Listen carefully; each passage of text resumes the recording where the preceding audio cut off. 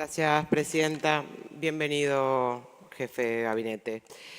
Voy a ser como bastante específica. En la pregunta 996 le consulté sobre el registro de electrodependientes, dado que las familias nos están informando que están siendo rechazadas sus renovaciones en el registro.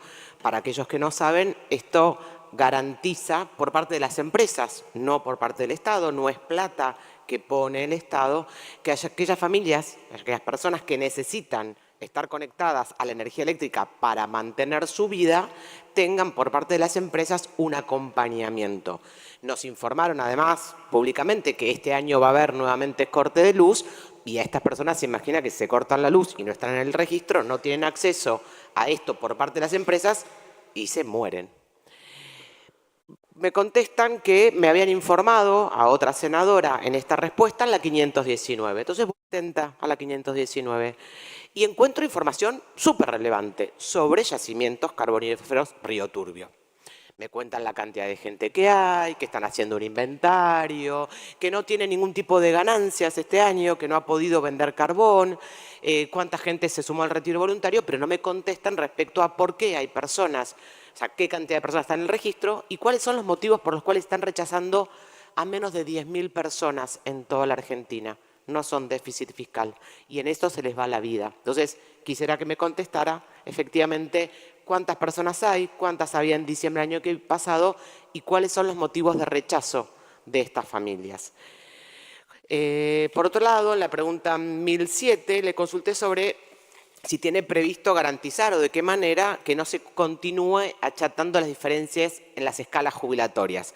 Nuevamente me dice que contestó en la pregunta 323, voy a la 323 y encuentro cuánto es la jubilación, cuánto es la canasta básica del adulto equivalente, cuánto es el bono, pero no me dice nada respecto a qué medidas y qué políticas públicas y qué políticas económicas en la micro van a intentar hacer o están haciendo para algo que todos estamos de acuerdo y que para ustedes es un discurso permanente respecto a que aquel que aportó más años y aportó más dinero tiene que tener una diferencia con respecto a los otros. En los dichos lo dicen, en la realidad no, y además no me lo informan.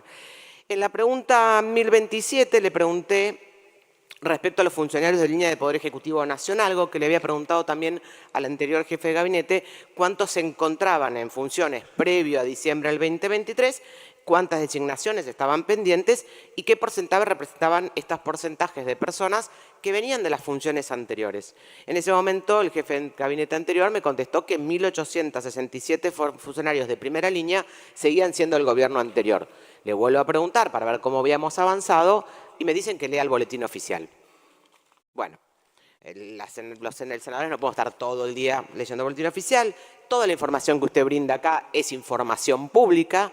Lo que hacemos es un ejercicio que usted tiene contabilizada, seguramente tiene un Excel, alguna planilla, algo que facilita esa información y no que esté yo leyendo todos los días el boletín oficial, leyendo quién estaba antes, quién viene. Esa información usted la tiene, si me la podría brindar, que es simplemente qué cantidad de funcionarios de primer línea estaban antes de diciembre del 2023 y cuáles todavía deben reemplazar.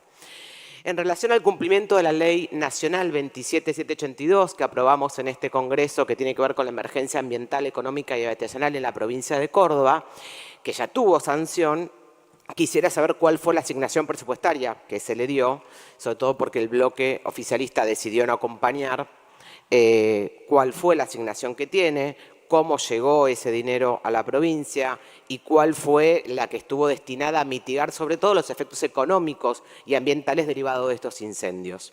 Y por último, yo sé que no está en el informe porque esto sucedió hace muy poquito, preguntarles si ustedes creen que el flagelo de la trata de personas, sobre todo mujeres y niñas, es real o es un invento del mundo occidental, porque hace muy poquito acaban de eliminar el fondo fiduciario de asistencia a las víctimas y a la lucha contra el crimen organizado. Le pregunto porque yo estoy en contra de los fondos fiduciarios y de hecho lo acompañé en la eliminación, pero en el presupuesto que ustedes nos enviaron, que ojalá lo podamos aprobar en este Congreso, estaban de los 29, 25 fondos fiduciarios vivitos y coleando, con presupuesto, por más que tienen la competencia y por más que han dicho que no les interesa que estén, se dio toda una discusión durante este año, están todos. Pero casualmente eliminan este. Eliminan este que además no exige presupuesto del Tesoro Nacional, sino que se financia con los bienes incautados a las organizaciones criminales. De hecho, en un congreso nacional en Córdoba hace pocos días se informó que había casi 200 inmuebles, casi 200 vehículos, 2 buques, 2 aeronaves, pero el fondo fiduciario lo eliminaron. Entonces la pregunta es, primero, ¿dónde va a ir todo ese dinero de esos bienes? ¿A qué partida? ¿A qué destino? Después, ¿cómo van a garantizar la asistencia a las víctimas de trata? ¿Cómo van a garantizar el combate a las organizaciones que surge de normativas internacionales y de este mismo fondo? Y después, perdóneme que le pregunte si ustedes creen que, insisto, que el flagelo de la trata de personas es un invento del mundo occidental, porque no entiendo si no es una cuestión de déficit fiscal, si no eliminaron en el presupuesto todos los fondos fiduciarios que existen y que tienen la competencia para poder eliminar, ¿por qué justo este? Que además no requiere dinero del presupuesto del Tesoro Nacional. Muchísimas gracias.